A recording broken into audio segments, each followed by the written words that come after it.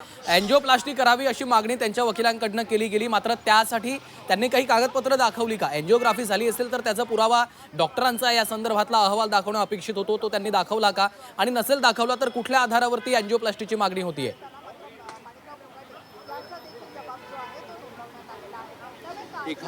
एखाद्या व्यक्तीवर आरोप झाल्यानंतर ती दोषी आढळल्यानंतर ती गोंधळून जाते आणि गोंधळून गेल्यानंतर नको तसे त्या पद्धतीचे युक्तिवाद करत असते, बाजू मांडत असते. याचं एक उत्तम उदाहरण आहे हे असं म्हणावं लागेल. अँजिओग्राफी आणि अँजिओप्लास्टी यातला नेमका फरक कदाचित त्यांच्या वकिलांना माहीत नसावा आणि त्याची तशी विचारणाही कोर्टाकडनं त्यांना झाली नसावी, त्यामुळे त्यांचं धाडस वाढलेलं असावं. अँजिओग्राफी आधी करणं, जसं मनश्री म्हणाल्या तसं अँजिओग्राफी करणं अपेक्षित आहे. अँजिओप्लास्टीची गरज आहे का या संदर्भातले रिपोर्ट महत्त्वाचे असतात आणि ती या दोन्ही अँजिओप्लास्टी आणि अँजिओग्राफीच्या संदर्भातली जी काही तपासणी असते त्याचे रिपोर्ट असतात ते काही 10-15 मिनिटात किंवा तासाभरात येतात आणि लगेचच हे सगळे उपचार सुरू होतात असं नाही. ही सगळी पूर्व तपासणी असते. या संदर्भामध्ये आपण पाहतोय बघा, सगळ्यात महत्त्वाचा मुद्दा असा आहे की सगळं अटक वॉरंट निघाल्यानंतर पोलीस मुंबईमध्ये धडकणार, हे सगळं लक्षात आल्यानंतर राजीनाम्यानंतर आपल्यावरचे आरोप निश्चित झालेले आहेत. आता कोर्टातून कुठूनही आपल्याला दिलासा मिळणार नाही हे सगळं लक्षात आल्यानंतर माणिकराव कोकाटे रुग्णालयामध्ये जातात आणि तिथे एक साधं कारण शोधून काढतात की अँजिओग्राफी करायची आहे आणि अँजिओप्लास्टी करायची आहे. मग ते वकील आपली बाजू म्हणतात कोर्टामध्ये की यांना अँजिओग्राफी करायची, पण मुळात वकिलांनी हे नाही सांगितलं अँजिओग्राफी करायची आहे की अँजिओप्लास्टी करायची, ती का करायची, त्याच्यासाठी त्या संबंधित डॉक्टरांनी ज्यांनी चेकअप केलेला आहे त्यांचे कुठचेही पुरावे जोडलेले आहेत. किंबहुना दुर्दैव या प्रकरणामधलं असं म्हणावं लागेल की कोर्टाकडूनही त्यांना विचारणा झालेली नाही.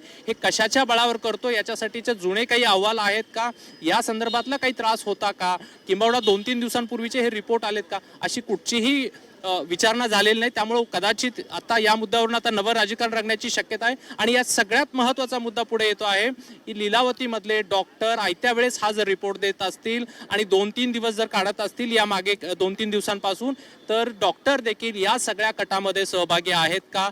माणिकराव कोकाटेंना वाचवण्यासाठी जी यंत्रणा प्रयत्न करते आहे, जी धडपडते आहे आणि वेगवेगळ्या भूमिका घेऊन धडधडीत खोटं बोलते आहे, यात आता डॉक्टर आहेत का असा प्रश्न पुढे येऊ शकतो.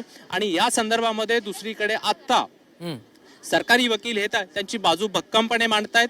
यातला सगळ्यात महत्त्वाचा प्रश्न असा आहे, जर गरिबांसाठी घरं होती, जर तुमचं उत्पन्न गेल्या काही वर्षांमध्ये वाढलेलं होतं, तर तेव्हा तुम्ही हे घर का घेतलं? तुम्ही पुढे असंही करता आलं असतं. कदाचित वकिलाने हा मुद्दा मांडलेला नसावा किंवा मांडलेलाच नाही, पण जर यांचं उत्पन्न वाढलेलं होतं मंत्री झाल्यानंतर, आमदार झाल्यानंतरच्या काळामध्ये, ते घर माणिकराव कोकाटेंनी सोखुशीने परत का केलं नाही, त्या योजनेतून बाहेर का पडले नाहीत, हाही या संदर्भातला एक महत्त्वाचा प्रश्न पुढे येऊ शकतो. एकूणच या संदर्भामध्ये माणिकराव कोकाटेंना केवळ दिलासा हवाय, केवळ तो आता अँजिओप्लास्टी अँजिओग्राफीचं कारण सांगून देता येत नाही. ही बाब आता पुढे आलेली आहे. दुसरीकडे कोर्ट म्हणत आहे या प्रकरणाचा फैसला आम्ही आजच करणार आहोत, या संदर्भातला निर्णय आम्ही आजच देणार आहोत. त्यामुळे पुढच्या काही मिनिटांमध्ये, तासाभरात, 1.5 तासात माणिकराव कोकाटेंच्या संदर्भातला निर्णय होऊ शकतो. निश्चितच त्यामुळे आता कोकाटे यांच्या या संपूर्ण युक्तिवादाकडे, त्यांच्या संदर्भातल्या या याचिकेवर तर आपलं लक्ष आहेच. मात्र मनश्री, आता एकंदरीत लीलावती हॉस्पिटलच्या प्रशासनासंदर्भातही काही प्रश्न उपस्थित होण्याला जागा आहे का असा प्रश्न निर्माण झालेला आहे. कारण गेल्या 2 ते 3 दिवसांपासून मग माणिकराव कोकाटे यांच्यावर नेमके उपचार काय केले जात होते? कारण अशा प्रकरणांमध्ये ते VIP केस, ते मंत्री होते आणि अशा अत्यंत संवेदनशील प्रकरणामध्ये आतापर्यंत अद्यापही रुग्णालयाकडनं एकही अधिकृत कुठलंच स्टेटमेंट आलेलं नाही आहे. मग गेल्या 2 ते 3 दिवसांपासून त्यांना नेमकं काय झालं? कारण त्यांना उच्च रक्तदाबाचा त्रास आहे म्हणून ते रुग्णालयामध्ये दाखल झाले होते. मात्र त्याच्यानंतर अँजिओग्राफीचा मुद्दा पुढे आला. आता असं कळतंय अँजिओग्राफी झालेली नाही आहे. त्यामुळे आणखी गोंधळ निर्माण होतोय आणि प्रशासनावर, रुग्णालयावर देखील प्रश्नचिन्ह उपस्थित राहत आहे.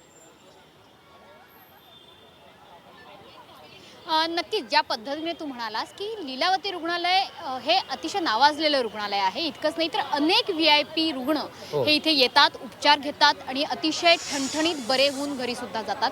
रिसेंटली आपण त्याची काही उदाहरणं सुद्धा बघितलेली आहेत. मात्र ज्यावेळी अशा पद्धतीने एखाद्या गुन्हेगारी स्वरूपाच्या मॅटरमध्ये अडकलेला किंवा ज्याच्यावरती अतिशय गंभीर आरोप आहे आणि ते सुद्धा एक महाराष्ट्राचे मंत्री आहेत, अशा पद्धतीचा रुग्ण जर आपल्या रुग्णालयात ॲडमिट झालेला असेल तर त्याच्यावरती नेमके उपचार काय सुरू आहेत हे सांगणं अतिशय गरजेचं असतं.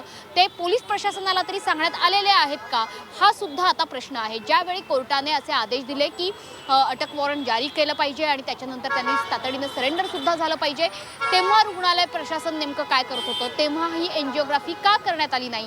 जर एन्जिओग्राफीची गरज जेव्हा भासते, जेव्हा हृदयाशी संबंधित कोणता तरी त्रास सदर व्यक्तीला असतो, जर तसा त्रास माणिकराव कोकाटेंना होता तर तातडीने ही एन्जिओग्राफी का करण्यात आली नाही, त्या पद्धतीची टेस्ट का करण्यात आली नाही. अगदी एन्जिओग्राफी नाही पण मग ECG रिपोर्ट तरी काढण्यात आलेले आहेत का, या संबंधीने आणखी काही वैद्यकीय अहवालाची तपासणी करण्यात आलेली आहे का, असे सगळे प्रश्न आता निर्माण होतात. आणि जर कोर्टामध्ये कोकाटेंच्या वकिलांच्या बाजूने जर असा युक्तिवाद केला जात असेल की कोकाटेंची तब्येत गंभीर आहे, त्यांना एन्जिओप्लास्टीची गरज आहे, हृदयाशी संबंधित असलेल्या शस्त्रक्रियेची जर त्यांना गरज आहे आणि त्यामुळे त्यांना काही दिवस लीलावती रुग्णालयात दाखलच राहावं लागेल, त्यांना तिथेच ॲडमिट करावं लागेल, असा जर युक्तिवाद हा कोकाटेंच्या वकिलांच्या बाजूने केला जात असेल तर याकरता, या आधाराकरता त्यांनी नेमके कोणते पुरावे दाखवलेले आहेत, लीलावती रुग्णालयाचे कोणते दाखले त्यांनी असे दिलेले आहेत की ज्या टेस्ट झाल्या आणि त्याच्या आधारे हे सिद्ध झालं की आता कोकाटेंवरती एन्जिओप्लास्टी करण्याची अतिशय गरज आहे, त्यांच्या हृदयाला धोका असल्यामुळे त्यांच्यावर तातडीच्या शस्त्रक्रियेची गरज आहे. तर असे कुठले गेल्या काही दिवसातले अहवाल त्यांच्याकडे आहेत का, गेल्या काही दिवसातले नसतील त्याच्या पूर्वीचे अहवाल आहेत का, ते कोर्टात दाखवलेले आहेत का, कोर्टाने त्याची विचारणा केलेली आहे का, या सगळ्या प्रश्नांची उत्तरं अद्याप तरी अनुत्तरितच आहेत. त्याच्यामुळे सुनावणी काय होते हे जितकं गरजेचं आहे, याच्याकडे जितकं आपलं लक्ष आहे तितकंच लक्ष रुग्णालय प्रशासनाकडून अद्याप सुद्धा एन्जिओग्राफी ही हृदयाशी संबंधित असणारी टेस्ट का केली गेलेली नाहीये, इतका उशीर का लागलेला आहे. जर कोकाटेंना हृदयाशी संबंधित त्रास होता तर इतके दिवस रुग्णालय प्रशासनाने नेमके कोणते त्यांच्यावरती उपचार केले, या सगळ्याची माहिती आता समोर येणं अतिशय गरजेचं झालंय. निश्चितच मनश्री, खरं तर हेच अत्यंत महत्त्वाचा मुद्दा या ठिकाणी उपस्थित झालेला आहे की अशा प्रकारे जर त्यांचे वकील माणिकराव कोकाटे यांचे वकील जो दाखला त्या ठिकाणी न्यायालयाच्या समोर मांडतायत त्याचे नेमके पुरावे काय आहेत हे जर तुम्ही समोर आणलं नसेल तर हा अत्यंत गंभीर असा मुद्दा आहे. ज्ञानेश देखील आपल्यासोबत आहेत. ज्ञानेश, आपण एकीकडे पाहतोय आता मेडिकल बुलेटिन कधी जारी होणार हा तर एक महत्त्वाचा मुद्दा आहेच आहे, मात्र सुनावणी आता पार पडतीये, युक्तिवाद दोन्ही बाजूनं होताना आपल्याला पाहायला मिळतोय. त्यांच्या उत्पन्न वाढी संदर्भात एक महत्त्वाचा मुद्दा युक्तिवादाच्या दरम्यान आता पुढे आल्याचं देखील समजतंय. उत्पन्न वाढलं मात्र त्याची माहिती त्यांनी त्याच्यामध्ये दिलेली नव्हती असं देखील बोललं जातंय. तो नेमका युक्तिवाद काय आणि आणखी काही अपडेट्स आहेत का?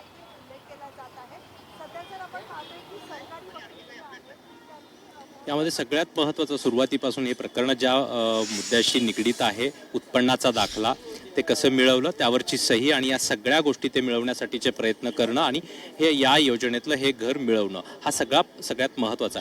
त्या अनुषंगाने वेगवेगळ्या बाबींची विचारणा होत असताना सरकारी वकिलांनी सांगितलेलं आहे की समजा जर कोकाट्यांचे वकील सांगतायत 1989-90च्या सुमारास यांचं उत्पन्न फार कमी होतं, दरमहा महिन्याकाठी केवळ 2,500 रुपये इतकं होतं, या सगळ्या बाबी गृहीत धरल्या. त्यानंतर राजकारणामध्ये ते आले, राजकारणामध्ये त्यांची भरभराट झाली, ते सत्तेच्या राजकारणात राहिले, ते वेगवेगळ्या काळामध्ये आमदार राहिलेले आहेत, ते मंत्री राहिलेले आहेत आणि या काळामध्ये मात्र त्यांचं उत्पन्न अनेक पटीने वाढलेलं आहे. हे ताजे ॲफिडेव्हिट आहेत निवडणुकांमध्ये, त्या सगळ्या प्रतिज्ञापत्रामध्ये ते सादर करावं लागतं. हे एक सगळ्यांना कळणारी बाब आहे आणि या काळामध्ये निश्चितच हे उत्पन्न मोठ्या प्रमाणात वाढलंच असावं यात शंका नाही. अशा काळामध्ये जे काही उत्पन्न वाढलेलं आहे किंवा समजा राजकारणात गेल्यानंतर माणिकराव कोकाटेचं उत्पन्न कमी झालं असावं तर याचा देखील पुरावा ते देणं सरकारला आणि त्या संदर्भामध्ये त्याची कल्पना सरकारला देणं अपेक्षित होतं. विशेषतः या काळामध्ये जे काही उत्पन्न माणिकराव कोकाटेंचं वाढलं, वेगवेगळ्या माध्यमातून असेल, त्यांच्या बिझनेसमधून असेल, वैयक्तिक वेगवेगळी शेती आहे त्यांची, पारंपरिक जे जसं म्हणाले 25 एकर शेती आमची हा पारंपरिक व्यवसाय आहे आणि त्या व्यवसायातून जे काही उत्पन्न मिळाले, नव्या व्यवसायामधून जे मिळाले, याचे ताजे आकडे, याचे ताजे पुरावे का तुम्ही कल्पना दिलेली नाही सरकारला, तर ती दिली असती आणि तेव्हा असं लक्षात आलं असतं की आता माणिकराव कोकाटेंकडे खूप मोठ्या प्रमाणात पैसा आहे, त्यांचं उत्पन्न वाढलेलं आहे आणि त्यांना आता या त्या घराची गरज नाही असंही होऊ शकलं असतं. यातला सगळ्यात महत्त्वाचा मुद्दा आता पुढे येतो आहे. निश्चितच, आणि हाच एक अत्यंत महत्त्वाचा मुद्दा आहे. उत्पन्न वाढलं असेल तर मग त्या संदर्भातले पुरावे का दिले गेलेले नाही आहेत, कारण सरकारी वकिलांनी देखील 91 मध्ये एक नियम आला होता, त्यावेळी जुनी घरं ज्यांनी घेतली होती त्यांना इन्कम सर्टिफिकेट ॲफिडेव्हिट द्यायला सांगितलेलं होतं. हा देखील एक महत्त्वाचा मुद्दा याच्यामध्ये उपस्थित केलेला आहे आणि कोकाटेंचे वकील हे माणिकराव कोकाटे यांनी 89 मध्ये त्यांनी ॲप्लिकेशन केलं होतं, तेव्हा त्यांचं मासिक उत्पन्न 2,500 रुपये होतं, जो उल्लेख तुम्ही केलेला आहे. त्यामुळे जर तुमचं उत्पन्न मधल्या काही काळात वाढलं तर त्याचा उल्लेख तुम्ही का केला नाही, तो देखील एक महत्त्वाचा मुद्दा या संपूर्ण युक्तिवादामध्ये आपल्याला पाहायला मिळतोय.